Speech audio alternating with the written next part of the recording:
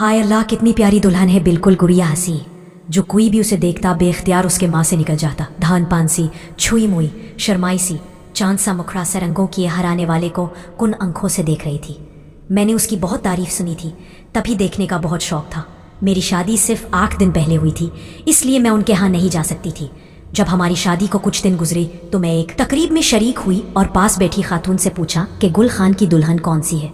उसने मुस्कुराकर बताया कि वो सामने खड़ी है। मैंने उसे देखा तो उसकी मासूमियत पर प्यार आ गया। नई नवीली दुल्हन यूं बच्चियों के साथ बातों में मशगूल थी जैसे मेके की सहेलियों में घरी हो। उसे एहसास ही नहीं था कि वो शादीशुदा है। वो सबकी तवज्जो का मरकज़ बनी हुई थी, मगर अपनी हम उम्र लड़कियों के साथ मने खेलने में मसरूफ़ थी। गुल खान भी मौजूद थे। मैंने हंस कर पूछा कि भाई गुल खान, ऐसे गुड़िया कहाँ से लाए हो? इसकी उम्र कम है और तुमने उसे शादी के बंधन में बांध लिया है। क्या वो घरेलू जिम्मेदारियां पूरी कर पाएगी?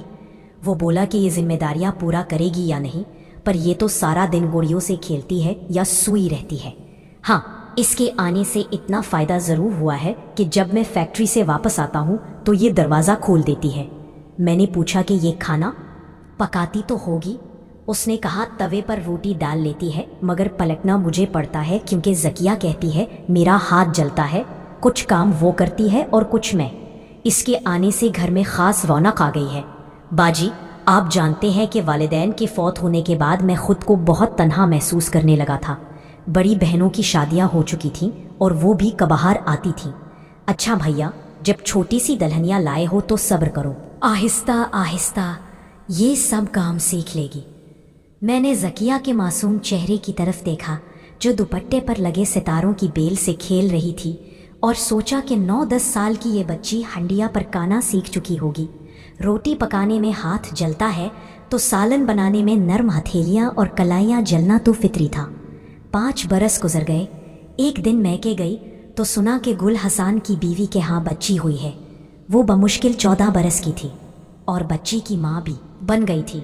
मासूम बच्ची ने ममता का रूप भी देख लिया था।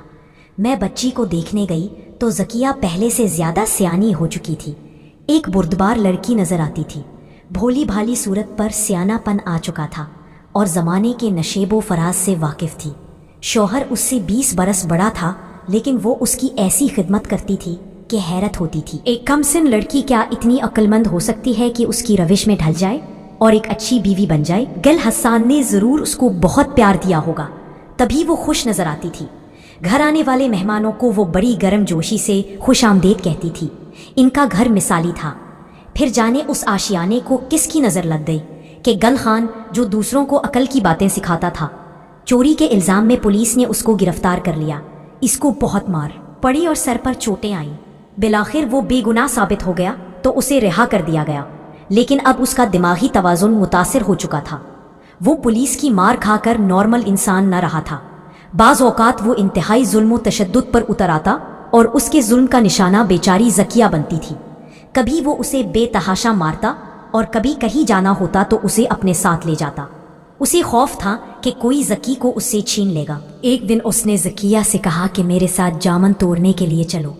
वो बोली, घर का सारा काम पड़ा है, मैं तुम्हारे साथ नहीं जा सकती, तुम अकेले जाओ। ये सुनते ही वो उसे मारने लगा। बेचारी डर के मारे जाने को तैयार हो गई और चलते वक्त शौहर से बोली, ज़रा ठहरो, बुर्का ओढ़ लो। जवाब मिला, कोई ज़रूरत नहीं बुर्का ओढ़ने की, बस ऐसे ही मेरे साथ चलो। बेचारी खौफ के मारे नंगे पांव उसके साथ चलने लगी, अपनी धुन में। शौहर खुदा जाने किधर निकल गया। ये गरीब उसकी इजाज़त के बगैर बल नहीं सकती थी, लिहाजा बैठे बैठे अकड़ गई। भूख प्यास के मारे बुरा हाल था। इतने में एक आवारा किस्म का शख्स इधर आकला और ज़की को देखकर बोला, एक खूबसूरत लड़की और अकेली, तुम क्या कर रही हो? आओ चलो मेरे साथ। इतने में गुल खान वापस आता दिखाई दिया। ज़किया ने कहा, भाई यहाँ से जाओ, मेरा शौहर ज़हनी मरीज़ है। अगर उसने तुमको मुझसे बात करते देख लिया तो मुझे मार डालेगा। वो आदमी तो चला गया, मगर गुल को शक हो गया कि अजनबी मेरी बीवी से बातें कर रहा था। उसने ज़किया को घर ले जाकर बहुत मारा। वो मरते मरते बची। पड़ोसियों ने आकर बताया कि हमने ज़किया के रोने चलाने की आवाज़ें सुनी हैं। तब मैं खैरियत मालूम करने उसके घर गई। घर में हर तरफ खामोशी। ज़किया को आवाज़ दी, उसने कराह कर जवाब दिया, बाजी अंदर आ जाओ। वो कमरे में चारपाई पर लेटी होती थी, पास ही उसके बच्चे सो रहे थे। मैंने सवाल किया, ज़किया क्या बात है, तुम्हारी तबीयत तो ठीक है, और ये तुम्हारे पाँव को क्या हुआ है? मेरी बात सुनकर वो रोने लगी। बोली, गुलखान ने बेकसूर जाती है और मेरे पाँव पर बेलचा मारा है, जिसकी वजह से ये सूज गया है।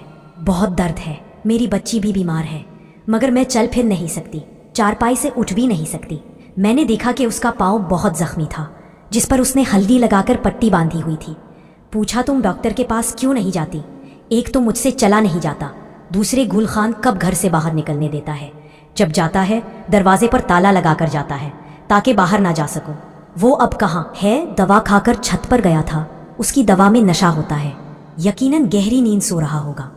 आज तो बैरूनी दरवाज़ा खुला खत्ता। हाँ, वो कभी कभी दरवाज़ा बंद करना भूल जाता है। मैंने कहा, अजीब शख्स है, कभी अपने साथ ही ये फिरता है और कभी तुमको घर में कैद कर देता है। वाकई वो जहनी मरीज है, जो बात जहन में आए वही करता है। अब वो मुझ पर बहुत जुल्म करने लगा है, खदशा है किसी दिन जान से मार न दे। ज़किया ने दुख से फरियाद की, तुम मेके क्यों नहीं चली जाती? मेरा मेका नहीं है, मेरा तो कोई नहीं है। गुलखान ने मुझे 50,000 रुपए के एवज मेरे चचा से खरीद उठता, और जो चीज़ बिक जाती है वारिस की नहीं रहती, वो खरीदने वाले की हो जाती है। अभी ये बातें हो रही थीं कि गुल हनान जीने से उतर आया। उसने मुझे घूर कर देखा और बाहर चला गया। थोड़ी देर बाद वापस आया तो उसके हाथ में शॉपर था। ये लो, पका कर खा लेना और बच्चों को भी खिला देना। अब जल्दी करो, मुझे भूख लगी है। उसने मेरी मौजूदगी को नज़रअंदाज कर दिया। गुलखान सूजी लेकर आया है, शायद इसका दिल हलवा खाने को चाह रहा है। मैंने शॉपर में झांक कर कहा, ये सूजी नहीं, आधा किलो आटा है। ये रोज ऐसे ही आधा किलो आटा लाता है। उसका ख्याल है कि अगर मैं ज्यादा आटा लाऊंगा तो ये किसी को दे देगी। हालांकि बाजी मैं किसको दूंगी? मेरे घर कौन आता है? बस ऐसे ही हर बात पर शक करता है। क्या हमसाए तुम्हारी मदद नहीं करते? वो अगर कोई चीज दे तो उनको गालियां देता है, इसलिए वो अब हमारी जिंदगी में मदाखिल नहीं करते। उसकी हालत और उसकी बातें सुनकर देख हवा। ज़किया बेचारी तो उठ भी न सकती थी, रोटी कैसे पकाती? मैंने आटा गूंथ कर रोटी पका दी, क्योंकि गुलखान दूसरे आर कमरे में जाकर लेट गया था। सोचने लगी कि आधा किलो आटे में ये मजलूम क्या करती होगी। बमशक्ल 2 बच्चों के साथ मियाँ का पेट भरता होगा। फिर वो जहनी मरीज था, किसी की मदद भी कबूल ना करता था। ज़किया को अक्सर रोखी रोटी के चंद टुकड़े पानी से निगलने पड़ते थे। जब मैं जाने लगी तो ज़किया इसरार करने लगी कि बाजी अभी मत जाइए। मैंने जवाब दिया कि तेरे मियाँ का कुछ भरोसा नहीं, अभी इसको दौरा पड़े तो मुझे ही धक्के देकर निकाल देगा। हाँ, ये तो है, अभी चुप है, शायद इस वक्त दवा खाकर कुछ सुकून में है। थोड़ी देर बाद मैं चली आई, मगर जहन पर बड़ा बोझ था। वो दिन निगाहों में फिर रहा था जब ज़किया को दुल्हन के रूप में पहले दिन देखा था। उसे कुछ पता न था कि उसकी ज़िंदगी में कितने दुश्वार दिन आने वाले हैं। कई रोज़ तक इसके बारे सोचती रही कि वक्त ने थोड़े ही अरसे में उसकी हालत बदल डाली थी। रंगत पीली और चेहरे पर जगह जगह झाइयाँ पड़ चुकी थी। वो अपनी उम्र से बड़ी नजर आने लगी थी। रोज़ रोज़ कोई औरत मार खाए, दहशत में दिन रात गुजारे और इसकी दादरसी करने वाला भी कोई ना हो तो उसके दिल की क्या हालत होगी। दहशत की वजह से वो सहमी रहती, किसी के घर जाकर मदद भी तलब न कर सकती थी। हैरत की बात यह थी कि जब गुलखान सही हालत में होता तो उसको बहुत प्यार करता, माफियाँ तलब करता, रोता, हाथ जोड़ता कि तुम कभी मुझे छोड़कर मत जाना, मेरा इस दुनिया में तुम्हारे सिवा कोई नहीं है। और ये सच था कि गुलखान का ज़किया के सिवा कोई ना था। जब वो बीमारी हो उठता था तो रिश्तेदारों ने आना जाना ख़त्म कर दिया, क्योंकि वो हर एक को शुभे की नज़र से देखता था, कहीं कोई उससे उसकी बीवी और बच्चे छीन न ले जाए। इसी सबब वो घर आने वाले की बेइज्जती करता था और बीवी बच्चों को ताले में रखता था।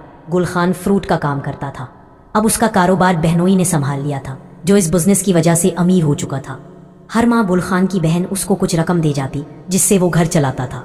उसकी जहनी कैफियत के पेश नज़र उसे इलाज की ज़रूरत थी। जब मूड सही होता वो खुद डॉक्टर के पास चला जाता और जब दिमागी हालत ठीक ना होती दवाएं फेंक देता, कहता कि डॉक्टर ने जहर दे दिया है ताकि मैं मर जाऊं और वो मेरी ज़किया को ले जाए। वो कई बार ज़किया से माफ़ी मांग चुका था कि तुमको मारते वक्त मुझे पता नहीं चलता कि क्या कर रहा हूँ।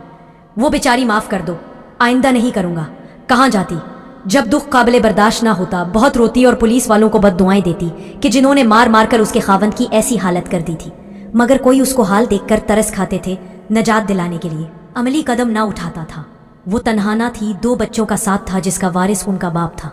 एक दिन एक हमसाई ने अब्बू से कहा कि ज़किया हमारी बच्चियों की तरह है, इसकी हालत देखी नहीं जाती। गुलखान अच्छा आदमी था, हम उसको मुर्दे इल्ज़ाम नहीं ठहरा सकते। हालात ने उसको बीमार कर दिया है। हमें ज़किया और उसके बच्चों के बारे में सोचना चाहिए। अब्बू ने जवाब दिया कि अगर हम ज़किया और बच्चों को जुदा करेंगे तो यकीनन वो पागल हो जाएगा, क्योंकि जहनी मरीज होने के बावजूद वो अपनी बीवी और बच्चों को ही सरमाए हयात समझता है।